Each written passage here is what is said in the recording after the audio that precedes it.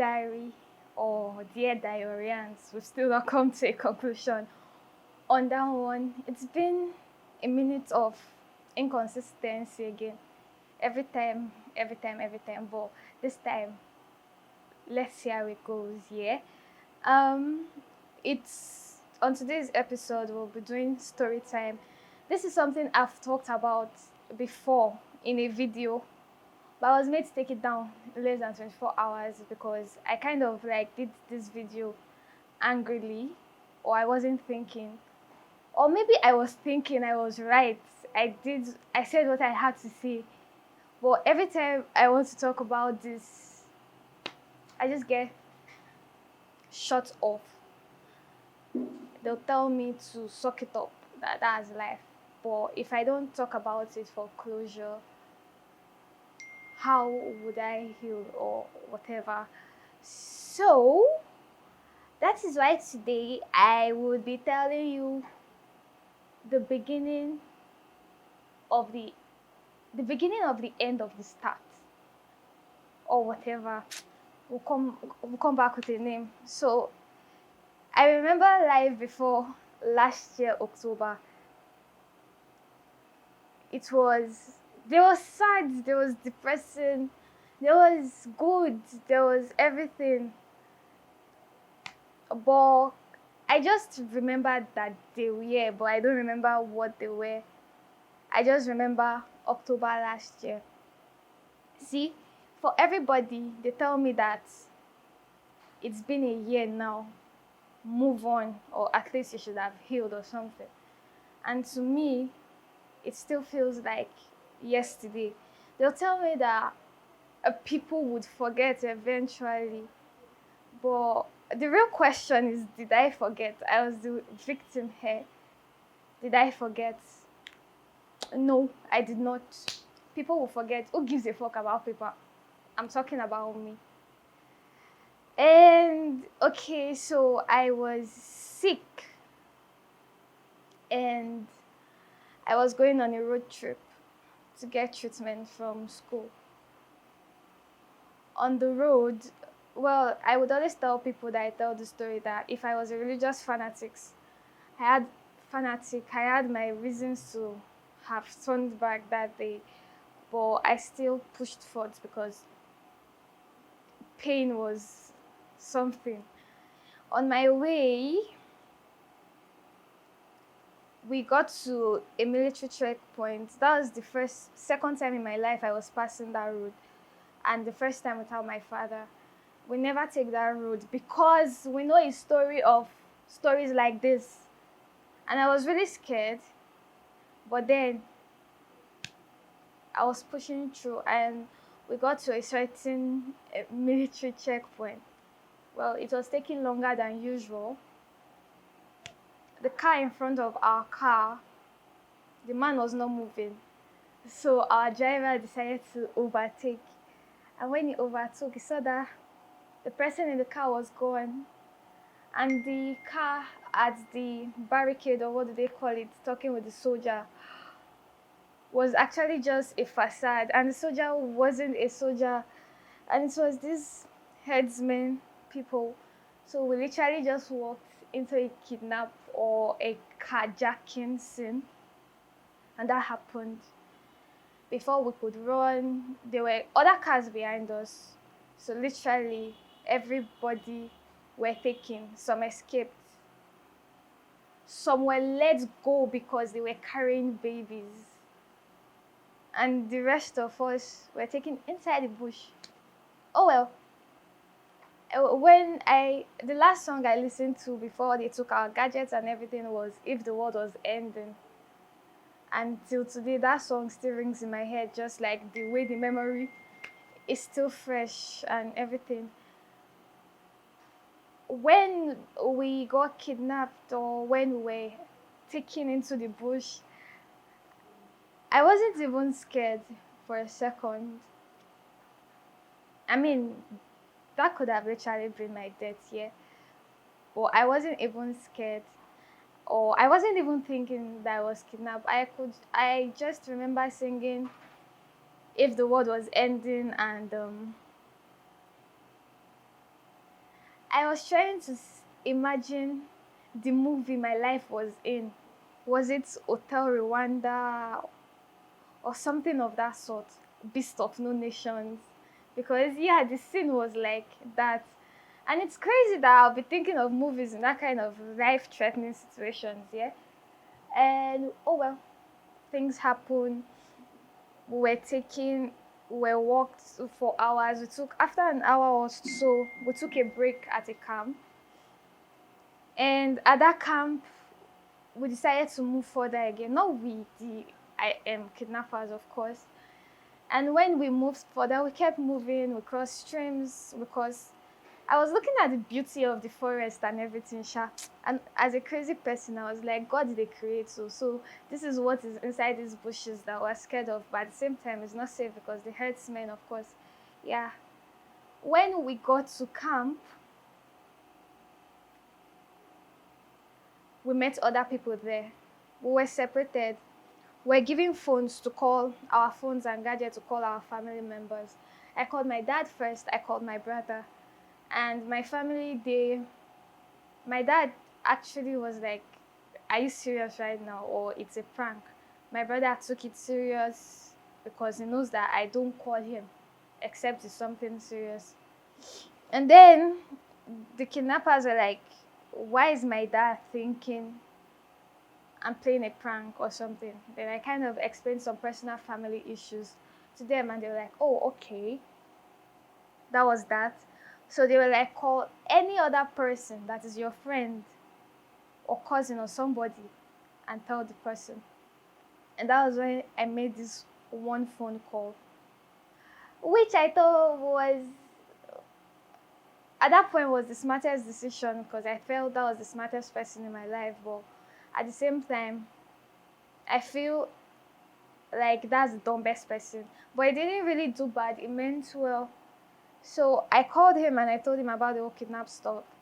And then he went to drop the whole kidnapper's number online. And was like, what the fuck?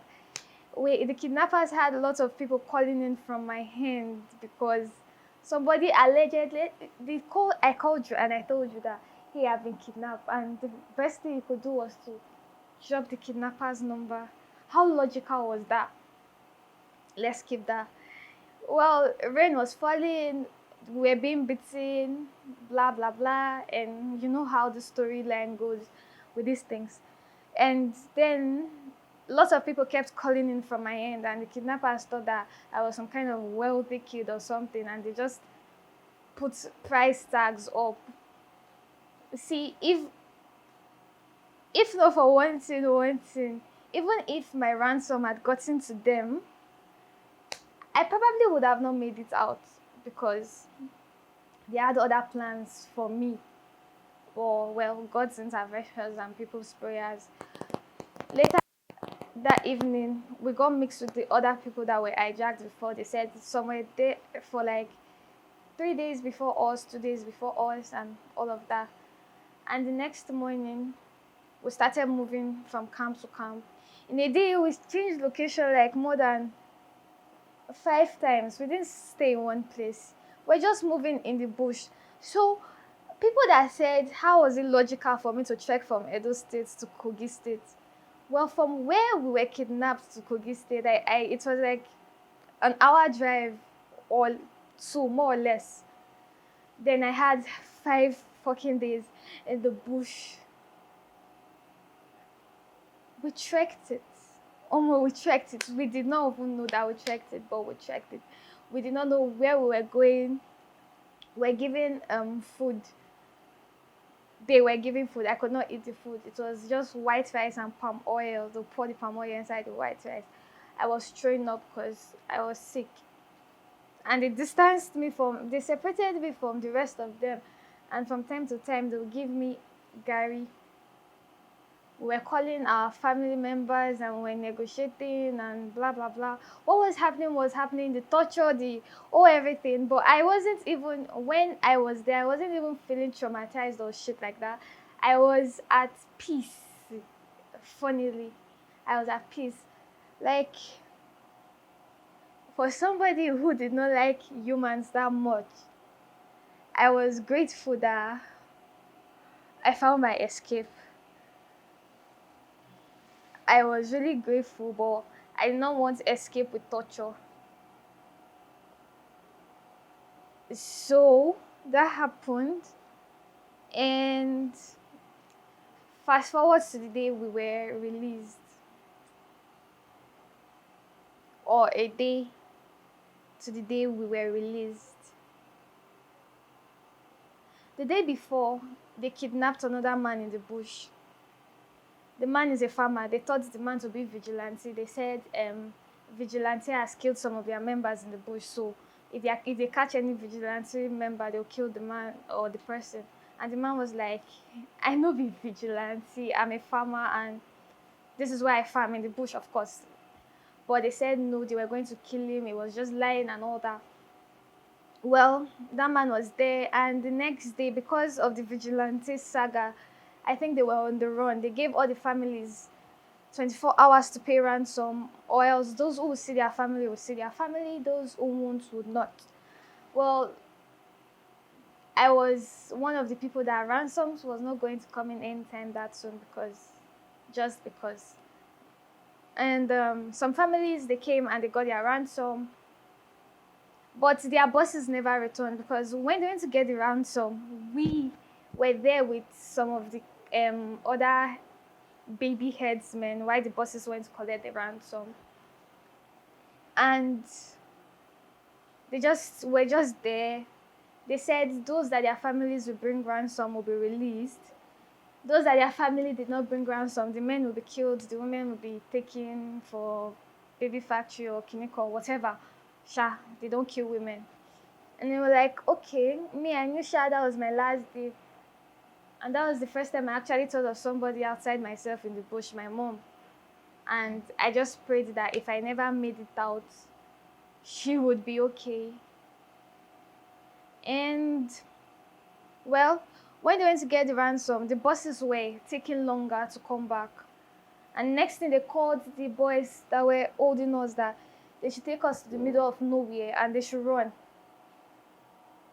Even the boys were asking their bosses what's going on. Their bosses was like, just take everybody to the middle of nowhere and run. And I think they kind of disclosed the location to them where they would meet or something. And that was that. And we're taken to the middle of nowhere. People will ransom, people will not ransom. We were just in the middle of nowhere.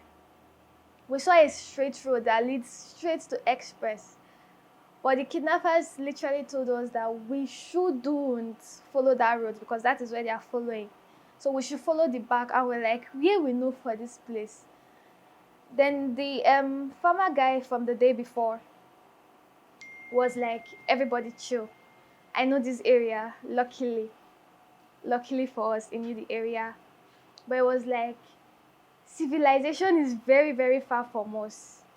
But there is this farmer's camp in the bush that we can get to before it's dark. And in the bush, there maybe from there, the farmer's camp, they can call people from civilization to come and get us. But then there were days that they were not in farmer's camp, or even if they were there that day, they needed to prepare for what was coming. And they're like, assuming he could get a phone now, he would just like place call on somebody there so that they'll get prepared, that they might even get an ambulance and everything to come and get everybody straight so we don't have to stay at the camp or anything. And there was this particular outside lady. She doesn't speak English, but she understands, yeah? She brought out a phone from her body. She hid her phone. But the phone was dead. But we were quick to call the farmer's camp.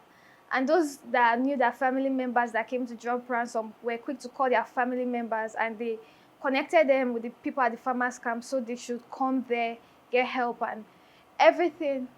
And I couldn't walk at that point. That farmer guy had to be the one to carry me on his shoulder.